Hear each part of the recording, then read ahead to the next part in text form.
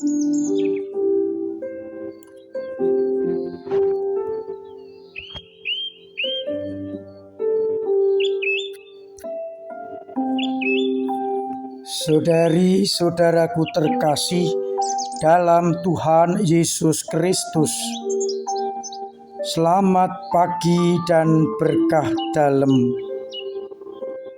Kita bertemu kembali dalam renungan harian Sabtu 9 September 2023. Bacaan-bacaan untuk bahan permenungan seperti biasa diambil dari bacaan Ekaristi hari ini. Dalam bacaan yang pertama dari surat Paulus kepada jemaat di Kolose bab 1 ayat 21 sampai 23, Paulus menegaskan Allah telah mendamaikan kita agar kita ditempatkan di hadapannya dalam keadaan kudus dan tak bercela. Dulu kita yang hidup jauh dari Allah, memusuhi Allah. Sekarang berkat wafat Yesus didamaikan oleh Allah dalam tubuh Kristus, agar kita layak di hadapannya dalam keadaan kudus, tak bercela dan tak bercacat. Sedangkan pada bacaan Injil dari Injil Lukas bab 6 ayat 1 sampai 5, Yesus kembali bertikai dengan orang-orang Farisi. Ketika hari Sabat, Yesus dan murid-muridnya berjalan di ladang gandum. Para murid memetik bulir-bulir gandum, misalnya dengan tangan, lalu memakannya. Hari itu adalah hari Sabat. Maka seperti biasa, orang-orang Farisi mempertanyakan, mengapa murid-muridmu melakukan apa yang tidak diperbolehkan pada hari Sabat? Yesus menjawab dengan menyadarkan mereka, ketika Daud dan para pengikutnya lapar, ia masuk ke rumah Allah dan mengambil roti sajian yang hanya boleh dimakan oleh imam. Tetapi Daud dan para pengikutnya memakan itu. Dan Yesus mengatakan, Anak Manusia adalah Tuhan atas hari Sabat. Saudari-saudaraku terkasih dalam Kristus, dua hal yang ingin saya sampaikan untuk bahan permenungan kita. Yang pertama, dari bacaan pertama, kita diingatkan, kita disadarkan bahwa kita telah didamaikan oleh Kristus. Maka harapannya kita tahan berdiri di hadapan Allah dalam keadaan kudus dan tak bercela. Lewat pembaptisan kita sudah didamaikan dengan Allah. Harapannya kita tetap bertahan dalam martabat itu, yakni kudus dan tak bercela di hadapan Allah. Maka tugas kita adalah mempertahankan martabat kekudusan agar kita dalam keadaan kudus dan tak bercela di hadapan Allah dan layak masuk dalam kerajaannya. Sudahkah aku kudus dan tak bercela di hadapan Allah? Pada bacaan Injil, kita melihat bagaimana pandangan Yesus dan pandangan orang Farisi mengenai hukum.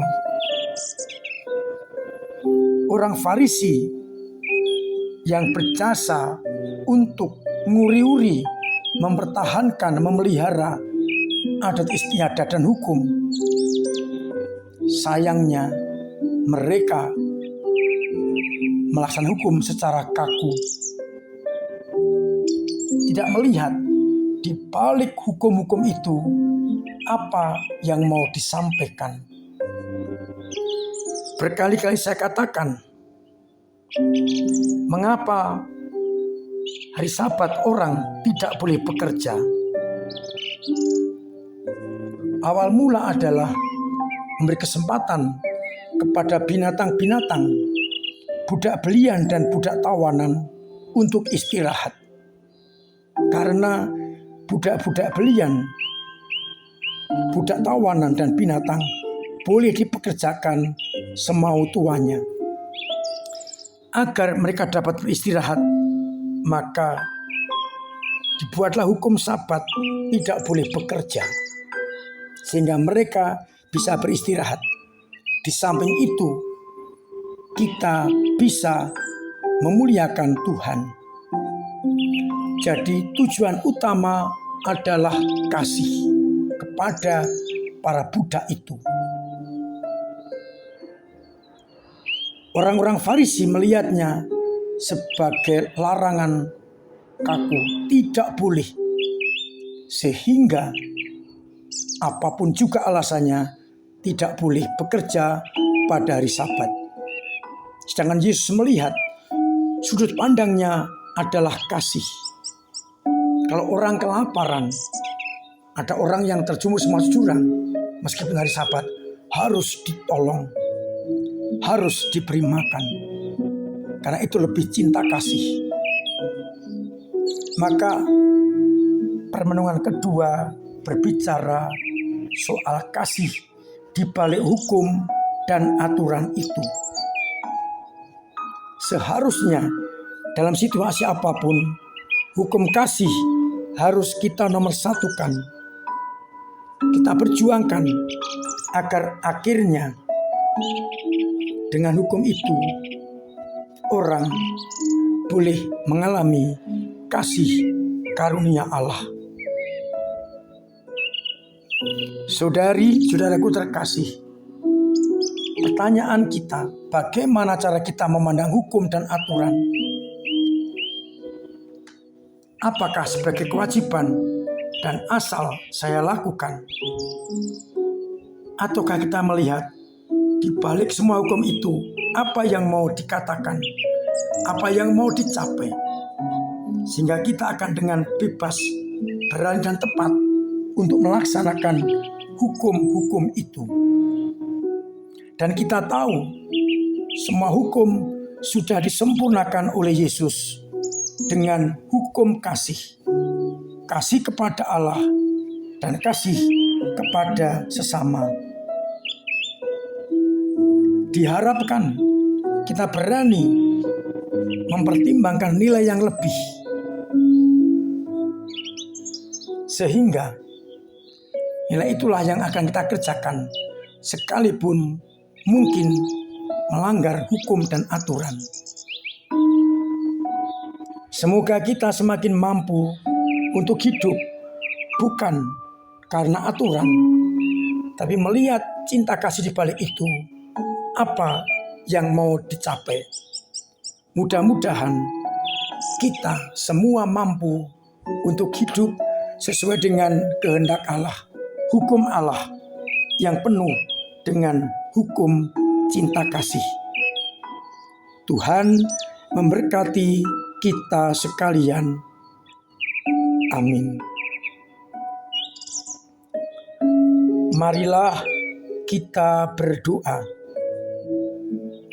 Bapa yang penuh kasih, kami bersyukur karena putra-Mu telah mengajarkan kepada kami untuk mentaati hukum yang berasal dari-Mu dan tidak mengikuti hukum secara kaku. Menegakkan cinta kasih jauh lebih besar daripada mengikuti hukum secara kaku. Buatlah agar kami semakin mampu untuk benar-benar mewujud nyatakan cinta kasih itu dalam hidup yang konkret. Semoga akhirnya kami semakin pantas dan layak untuk menjadi murid-murid-Mu karena berpegang pada hukum kasih, kasih kepadamu dan kasih kepada sesama.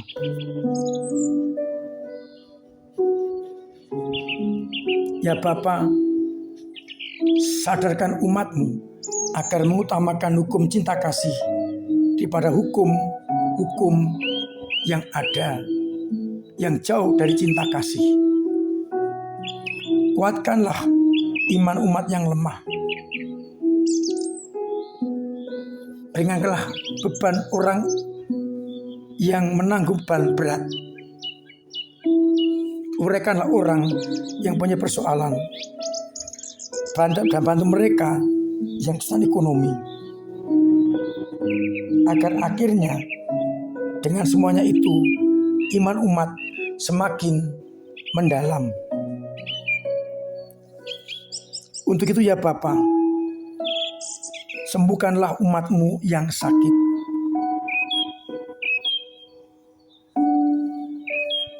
Semoga mereka yang mengalami beban-beban Engkau urai. Yang meninggal Engkau terima dalam kebahagiaan surgawi. Agar kami setia pada perintah-Mu. Bantu kami dengan berkat-Mu, Bapa dan Putra dan Roh Kudus. Amin. Saudari-saudaraku terkasih dalam Kristus, tetap saya ingatkan, saya himbau, bahkan setengah saya wajibkan untuk mematuhi protokol kesehatan dengan baik dan benar demi menjaga kesehatan kita dari gangguan virus corona. Dengan seperti itu, kita membantu umat yang lain juga untuk sehat.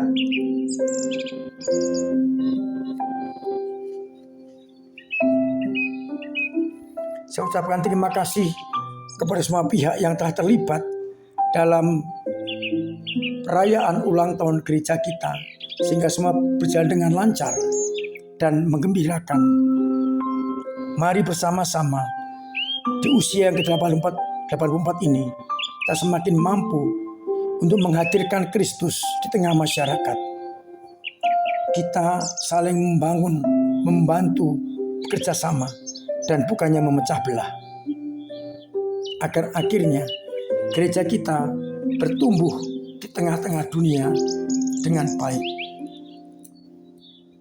Terima kasih kepada semua saja yang telah peduli kepada gereja, sehingga gereja eksis untuk mengembangkan kerajaan Allah di tengah-tengah masyarakat.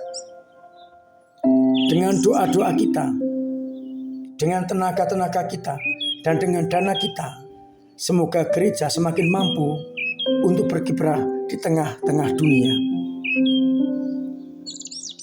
Akhirnya, mari bersama-sama kita membangun kerjasama yang baik untuk memajukan gereja kita. Selamat pagi, selamat merenungkan. Salam sehat, Tuhan memberkati.